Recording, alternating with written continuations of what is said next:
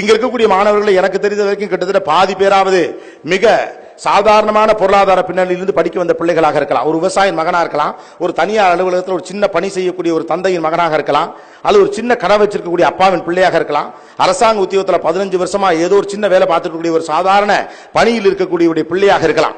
ஆனா யோசிச்சு பாருங்க, அப்பா தனக்கு பொருளாதாரத்தில் பிரச்சனை இருக்கிறது, வாய்க்கு கைக்கு தான் சரியா இருக்குது, வாங்கின கடனை கொடுக்க முடியல, வட்டிக்கு கட்டினவன் வாசல்ல வந்து நிக்கிறாங்கிறதுக்காண்டி பிள்ளை படிக்க வேணா, கூட வேலைக்கு வேணா உங்களை கூப்பிடல. அவருடைய பொருளாதாரத்துக்கு நீங்களா 7 வயசுக்கு வயலுக்கு வேலைக்கு போயிருக்கணும். பல பேர் வேணாம், நம்மளால என்ன பண்ண முடியும், இழுத்து இன்னும் கொஞ்ச நேரம் 7 மணி நேரம் வேலை பார்க்கறது 8 மணி நேரமா வேலை பார்க்க முடியுமா, 10 மணி நேரமா வேலை பார்க்க முடியுமா, சொந்தக்காரன்ட்ட கடன் வாங்க முடியுமா, அரசாங்கத்துல ஏதாவது லோன் கொடுக்குறாங்களா அதை பார்க்க முடியுமா, கூடுதலாக உழைக்க முடியுமா அப்பா யோசிச்சார். அவருக்கு இன்னமும் காலத்துல 2வது பிள்ளை வருது, நெருக்கடி வந்தப்ப ஒரு பிள்ளையை படிப்பை நிறுத்திடுவோம்னு அவர் யோசிக்கல. இன்னமும் இந்த 2வது பிள்ளையை படிக்க வைக்கிறதுக்கு என்ன பண்ணுவோம்னு பார்த்தாரு. அம்மாவுடைய நகை அடமானம் வச்சாரு, அவர் வச்சிருந்த பணத்தை எல்லாத்தையும் சேமிச்சு வச்சாரு, சின்னதாக சொத்தின் ஒரு பகுதியை வித்தார்.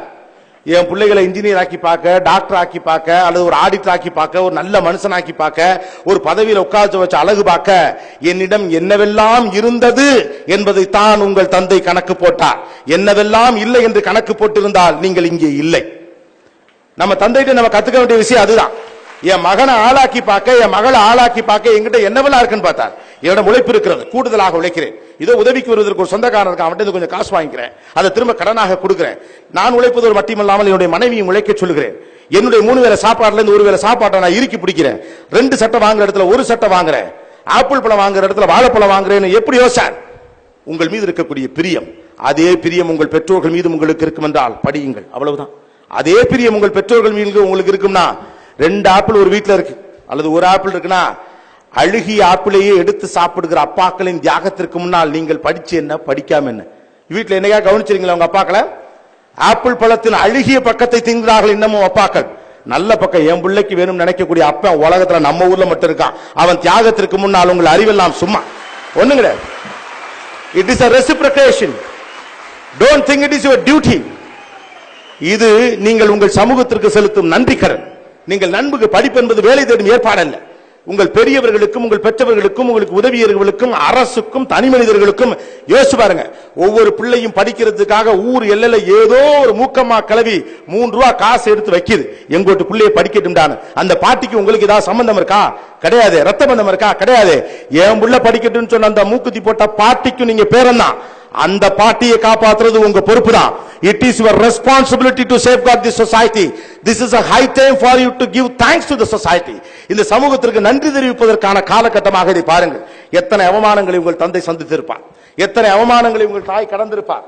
ஏதோ ஒரு அவசரத்திற்காக, பிள்ளையுடைய ஃபீஸுக்காக, படிப்புக்காக, புக்குக்காக, ஷூக்காக, ட்ரெஸ்ஸுக்காக, டூருக்காக, அறிவியல் எக்ஸிபிஷனுக்காக 1/2 பவுன் வச்சிருந்த தங்கத்தை கூட அடமான வச்சுட்டு இரவல் நகையை வாங்கி போட்டுக்கிட்டு கல்யாணத்துக்கு எப்படி போறதுன்னு கல்யாணத்துக்கு போகாம வீட்டுக்குள்ளே இருந்துகிட்டு உடம்பு சரியில்லைன்னு பொய் சொல்லி அழுது பிள்ளை ஜெயிச்சிரும் நம்பிக்கையோடு காத்திருக்கிற தாய்க்கு பதில் சொல்ல முடியலன்னா நீங்க படிச்ச என்ன படிக்காம? இந்த தாயின் தியாகத்துக்கு பதில் சொல்ல முடியலன்னா படிச்சா என்ன படிக்காம? புரிஞ்சுக்கிறவங்க படி, பிடிக்காதான் போ, அவ்வளவுதான். உலகம் முழுக்க பிள்ளைங்க படிக்குது. You go and check it. நீங்க ஆசைப்படக்கூடிய dollar driven countries, the so called dollar driven countries like America or Australia, நீங்கள் எல்லாம் ஆசைப்படும் உலகின் மிகப்பெரிய நாடுகள். ஆனா அங்கெல்லாம் ஒரு பிள்ளையை படிக்க வைக்க இவளெல்லாம் யாரும் கஷ்டம்லாம் படுறதில்லை. காலையில ஒரு இடத்துல வேலைக்கு போயிட்டு ஜேபி சார் மாதிரி ஆட்களை கேளுங்க, வேர்ல்டு ஸ்டூடெண்ட்ஸ் கொஞ்சம் டிராவல் பண்றவங்க. காலையில ஒரு வேலைக்கு போவான், இல்லாட்டி முதல் நாள் இரவு வேலைக்கு போவான், பார்ல வேலைக்கு போவான், கடைக்கு வேலைக்கு போவான், பெஞ்சு தொடப்பான், வால்மார்ட்ல வேலை பார்ப்பான், காஸ்கோல வேலை பார்ப்பான், சின்ன சின்ன வேலைகள்லாம் பார்த்து மறுநாள் மெக்டொனால்ட்ஸ்ல ஸ்டூடெண்ட் மீல் ஒன்னு விற்பானுவோம், ஸ்டூடெண்ட் மீல் அப்படின்னு.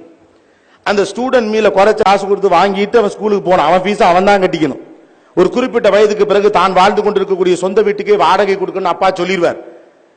பிள்ளைக்காக சொத்து சேர்த்து வைக்கக்கூடிய அப்பனாத்தாள்கள் ரொம்ப கம்மியா இருக்கக்கூடியது உலகம் முழுக்க. இங்க மட்டும்தான் அப்பனாத்தால காப்பாற்றணும்னு நினைக்கிற பிள்ளையும் இருக்கிறான், சாகுற வரைக்கும் பிள்ளைக்காக வாழ்ந்துட்டு சொத்து வச்சுட்டு போற அப்பனாத்தால் இருக்கான். இந்த உலகம் வேற, இது நாம வேற. அங்க ஒவ்வொருத்தன் படிக்கிறது அவனை காப்பாத்திக்க, நீங்க படிக்கிறது உங்களை காப்பாத்திக்க இல்ல, ஊரை காப்பாத்த, குடும்பத்தை காப்பாத்த. நமக்கு அந்த பெரிய பொறுப்பு இருக்கிறது. யோசிச்சு பாருங்க, குண்டுமணி தங்கம் போட்டுக்கொள்ள வேண்டும் என்பது நம்முடைய மரபு. ஆனா அந்த குண்டுமணி தங்கத்தை கூட அடமான வைக்கணுங்கிற எண்ணம் எங்கிருந்து வந்தது? உங்கள் வீட்டு அலமாரியில் போய் செக் பண்ணி பாருங்க. தந்தையின் அலமாரி எது, பிள்ளையின் அலமாரி எது என்று தானாக தெரியும். வீட்டு வாசலில் கிடக்கிற செருப்பில் சொல்ல முடியும் எது தந்தையினுடையது எது மகனுடையது என்று. அருந்து கிடக்கிற செருப்பில் ஊக்கு குத்திக்கிட்டு பிள்ளைக்கு ஷூ வாங்கி கொடுக்கிற மனசுக்கு முன்னால என்ன சார் நாமெல்லாம் ஒண்ணுமே கிடையாது. அருந்து போன செருப்பை தச்சு தச்சு போடுறான் அப்பங்காரு. மாசம் கை நிறைய சொலையா சம்பளம் வாங்குறப்பையும் கூட ஆசையாக 100 ரூபாய்க்கு சாப்பிட மனசு வராத அப்பாக்களின் மனசு அற்புதமான மனசு. அவங்கள தான் திட்டுறோம், படிக்க சொல்றாங்க. அவங்கள தான் திட்டுறோம், நம்ம படிக்க சொல்றாங்க படிக்க சொல்றாங்க படிக்க சொல்றாங்க அப்படின்னு. அந்த தியாகத்திற்கு பதில் சொல்வதற்கேனும் நீங்கள் எல்லாம் படிக்க வேண்டும். அந்த தியாகத்திற்கு பதில் சொல்ல வேண்டிய பொறுப்பு நமக்கு இருக்கிறது. உங்கள் கண்ணறிந்த உங்கள் தாய் தந்தை உங்கள் கண்ணுக்கு தெரியாமல் உதவி செய்து கொண்டிருக்கக்கூடிய எண்ணற்ற பேர், அவர்கள் எல்லோருக்கும் பணி செய்வதற்காகவே படிக்க வேண்டிய மிகப்பெரிய பொறுப்பு இருக்கிறது. நான் சொல்வது போல உலக நாடுகளில் பிள்ளைகள் படிக்கிறதுக்குலாம் யாரும் இப்படி செலவு பண்றதெல்லாம் கிடையாது. ஏதோ ஒரு பள்ளிக்கூடத்தில் கொண்டு போய் பத்திரமா சேர்த்து நல்லபடியா சின்ன பிள்ளையிலேருந்தே ஒரு நல்ல பள்ளிக்கூடத்தில் சேர்த்து டியூஷன் வச்சு தினந்தோறும் கொண்டு போய் விட்டு திரும்ப கூட்டியாந்து பிள்ளைகளுக்கு யூனிஃபார்ம் வாங்கி வேறு பள்ளிக்கூடத்தில் சேர்த்து பிள்ளைகளோட சேர்ந்து கூட படிச்சு டியூஷன் எடுத்து ஹோம்ஒர்க் செஞ்சு கொடுத்து வாத்தியார் திட்டினா வந்து பேரண்ட்ஸ் மீட்டிங்ல உட்காந்து வாசல் வரைக்கும் கொண்டாந்து விட்டு டாட்டா காட்டி முத்தம் கொடுத்து திரும்ப ஸ்கூல்ல இருந்து கூட்டிட்டு போய் வீட்டுக்கு போய் லீவ்ல எல்லாம் அவங்கள வெளியில கூட்டிட்டு போய் அதுக்கப்புறம் நீங்க படிக்கிறப்ப கூட சேர்த்து இவங்களும் படிச்சு ராத்திரி எல்லாம் இவங்களும் தூங்காம பால் காப்பி எல்லாம் போட்டு கொடுத்து பக்கத்திலே உட்காந்து ஏமேங்க அப்படி படிச்சு வந்துருவான்னு கனவெல்லாத்தையும் மனசுல சுமந்துக்கிட்டு உங்களோட பரிச்சையை படிச்சா இவங்களும் சேர்ந்து அரைமண்டலம் ஆகி திரிஞ்சு படிச்சு நீங்க 12ஆம் கிளாஸ்ல பாஸ் ஆன பிறகு ஏதோ ஒரு நல்ல காலேஜ்ல சீட்டு கிடைச்சுன்னா அங்க வாங்கி கொடுத்து அதுக்கப்புறம் உங்களை அங்க படிக்க வச்சு அதுக்கப்புறம் இவன் கையில காலையாவது விழுந்து ஒரு இடத்துல வேலை வாங்கி கொடுத்து அதுக்கப்புறம் உங்களுக்கு ஒரு பொண்ணு பார்த்து பையனை பார்த்து கல்யாணம் பண்ணி விட்டுருவாங்களா என்ன? அதுக்கப்புறம் நீங்க பெத்து போறத மறுபடியும் ஃபர்ஸ்ட்ல இருந்து ஆரம்பிப்பாங்க. ரொம்ப கஷ்டம்.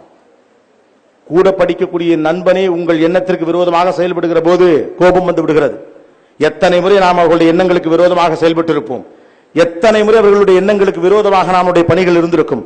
ஆனால் அத்தனையும் பொறுத்து கொண்டு என் மேல வந்துருவான் என் புள்ள, நாம் பட்ட கஷ்டத்தை என் புள்ள படக்கூடாதுன்னு நெஞ்சுக்குட்டில் ஆசையை சுமக்கிற தாய்க்கும் தந்தைக்கும் பதில் சொல்லுவதற்கேனும் நீங்கள் படியுங்க. அவ்வளவு.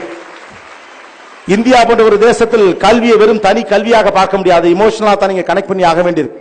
உங்களுக்கு சமூக பொறுப்பு இருக்கிறது, தேசம் பற்றிய பார்வை இருக்கிறது, மாநில பொறுப்பு இருக்கிறது, எல்லா பொறுப்பும் உங்களுக்கு தான் இருக்கு. இந்திய தேசம் தலை நிமிர்ந்து நிற்பது உங்கள் கையில் இருக்கிறது. தொடர்ந்து முன்னணியில் இருக்கக்கூடிய நம்முடைய மாநிலம் முன்னணியிலேயே கல்வி அறிவில் இருக்க வேண்டிய அவசியமும் பொறுப்பும் உங்களுக்கு இருக்கிறது. உங்களுக்கு அடுத்து வரப்போகிற எல்லா தலைமுறைகளுக்கும் முன்னுதாரணமாக இருக்க வேண்டிய பொறுப்பு உங்களுக்கு இருக்கிறது. You is not just you. நீ என்பது நீ அல்ல, ஒரு சமூகம். நான் என்பது நான் அல்ல, ஒரு சமூகம். ஒரு 7000 பேர் இங்க உட்கார்ந்து இருக்கல, ஏதோ பேசி கைத்தட்டலாம் என்னால வாங்கிட்டு போயிட முடியும். தொண்டை தண்ணி வத்துறதுக்கு எதுக்கு உச்சுரு போக இதுதான்டா முக்கியம் கத்துறனா இந்த 7000 பேர்ட்ட 4 பேர்ட்ட நான் சொல்றது போய் சேர்ந்துடாதான்னு ஆசை.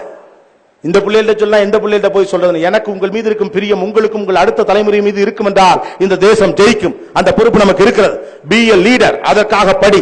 தலைவனாக தலைநிமிர். உலகின் பல்வேறு நாடுகளுக்கு பதில் சொல்ல வேண்டிய பொறுப்பு நமக்கு இருக்கு. முட்டா பசங்க இந்த பசங்க சொல்லிட்டு இருக்க மூஞ்சிலாம் அடிக்கிறதுக்கான நேரம் வந்திருக்கிறது. எந்த இடத்திலும் நாங்கள் குறைந்தவர்கள் இல்ல, உலகத்தின் ஆகப்பெரிய அறிவு சக்தி நாங்கள் தான் என்று உலக நாடுகளுக்கெல்லாம் சொல்ல வேண்டிய மிகப்பெரிய பொறுப்பு இங்க இருக்க ஒவ்வொருத்தன் கையிலையும் இருக்கு. மறந்து போச்சுன்னு யோசிக்காது. இது war. Yes, it's a war. தேசம் சம்பந்தப்பட்ட எண்ணம் இது. Have a bigger purpose. Fix your priorities. Understand your responsibilities. It is a high time for you to give you to the people. இந்த சமூகத்திற்கும் உலகிற்கும் திரும்ப கொடுங்கள். அடிக்கடி ஒரு விஷயத்தை நினைத்துக் கொள்ளுங்கள். இங்க எவ்வளவு பேர் உங்க குடும்பத்தோட ஹோட்டலுக்கு போவீங்க? அடிக்கடி எப்ப